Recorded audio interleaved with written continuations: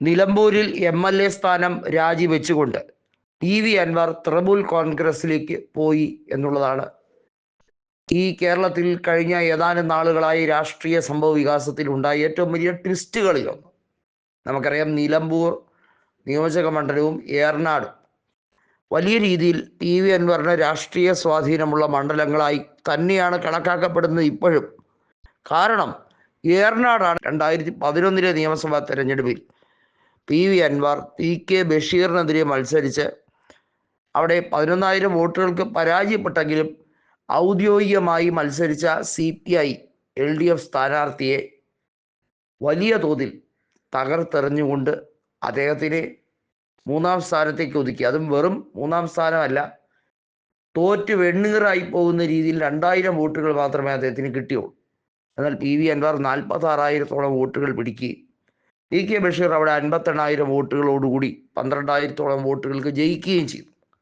പിന്നീട് 2016-ലും 2021-ലുമാണ് നിലമ്പൂരിൽ PV അൻവർ ഇടത് സ്വതന്ത്രനായി മത്സരിച്ച് വിജയിച്ചത്. അതിൽ 2016-ൽ ആര്യാടൻ ഷൗക്കത്തിനെയാണ് ഏകദേശം 10,000-ഓളം വോട്ടുകൾക്ക് നിലമ്പൂരിൽ അദ്ദേഹം പരാജയപ്പെടുത്തിയത്. ആദ്യകാലത്തൊക്കെ പിണറായി വിജയന്റെ ഒരു വലങ്കയ്യെ പോലെ ഗുണ്ടാ രാഷ്ട്രീയം എന്ന രീതിയിൽ വെല്ലുവിളിയും വലിയ രീതിയിലുള്ള താൻപോരിമയൊക്കെ കാണിച്ച അൻവർ പിന്നീട് അവസാനം സ്വയം പ്രതിരോധത്തിലാകുന്ന ഒരു കാഴ്ചയാണ് കണ്ടത്. നിരവധിയായ വിഷയങ്ങളിൽ PV അൻവർ പിണറായി വിജയന്റെ മൗത്ത് പീസ്, അതായത് കൃത്യമായി പറഞ്ഞാൽ എല്ലാ അർത്ഥത്തിലും പിണറായി വിജയന്റെ ശബ്ദമാകാൻ വേണ്ടി ശ്രമിച്ച വ്യക്തിയാണ്.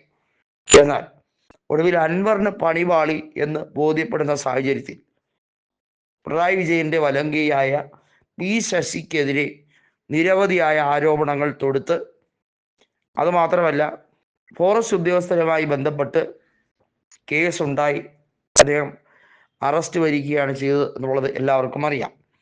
ഇപ്പോഴിതാ PV അൻവർ നിലമ്പൂരിൽ മത്സരിക്കില്ല, ഉപതെരഞ്ഞെടുപ്പിൽ മത്സരിക്കില്ല, MLA സ്ഥാനം രാജിവെച്ചതിന് ശേഷം പറഞ്ഞൊരു കാര്യമാണ്. പകരം താൻ തൃണമൂൽ കോൺഗ്രസിന്റെ ദക്ഷിണേന്ത്യയിലെ കോർഡിനേറ്ററായി പ്രവർത്തിക്കും എന്നുള്ള രീതിയിലാണ് അദ്ദേഹം പ്രസ്താവന ഇറക്കിയത്. അപ്പോൾ മറ്റൊരു വെടി കൂടി പൊട്ടിച്ചിരിക്കുകയാണ്. വാസ്തവത്തിൽ തൃണമൂൽ കോൺഗ്രസ് ഏറ്റവും വലിയ അഴിമതി നടത്തുന്ന പാർട്ടികളിൽ ഒന്നായാണ് ഇന്ത്യയിൽ അറിയപ്പെടുന്നത്. നമുക്കറിയാം, ശാരദാ ചിട്ടി കുംഭകോണം ഉൾപ്പെടെ നിരവധിയായ ഫ്രോഡ് തട്ടിപ്പ് കേസുകളുമായി ബന്ധപ്പെട്ട് ആ പാർട്ടി തന്നെ മൊത്തത്തിൽ കുടുങ്ങുന്ന ഒരവസ്ഥയാണ്. അതിൽ പല ആളുകളെയും പല മന്ത്രിമാരെയും കയ്യോടെ പണച്ചാക്കുകെട്ടുകളോടുകൂടി കയ്യോടെ പിടികൂടിയിട്ടുള്ള സംഭവങ്ങളുണ്ട്. EDയുടെയും കസ്റ്റംസിൻ്റെയൊക്കെ നിരവധി കേസുകളിൽ പല തൃണമൂൽ കോൺഗ്രസിലെ സാമാജികരും ഒക്കെ പ്രതികളായിട്ടുള്ള, ശരിക്കും ലക്ഷ്യസ്ഥാനത്ത് തന്നെ അൻവർ എത്തിയിരിക്കുന്നു എന്നാണ് ഇതിനെക്കുറിച്ച് കൃത്യമായി രാഷ്ട്രീയ വിലയിരുത്തൽ നടന്നിരിക്കുന്നത്.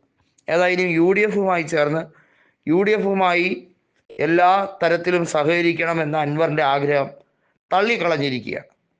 UDFുമായി ഒരു വിലപേശലിന് ഒരു രീതിയിലും സാഹചര്യം ഒരുക്കാതെ നിങ്ങൾ UDFിനെ പിന്തുണയ്ക്കുകയാണെങ്കിൽ നല്ലത്, അതിൻ്റെ പേരിൽ നിങ്ങൾക്കൊരു ആനുകൂല്യം പ്രതീക്ഷിക്കുകയും വേണ്ട എന്ന് അൻവറിനെ ആട്ടിപ്പായിച്ചുകൊണ്ട് VD സതീശൻ പറഞ്ഞിരിക്കുക.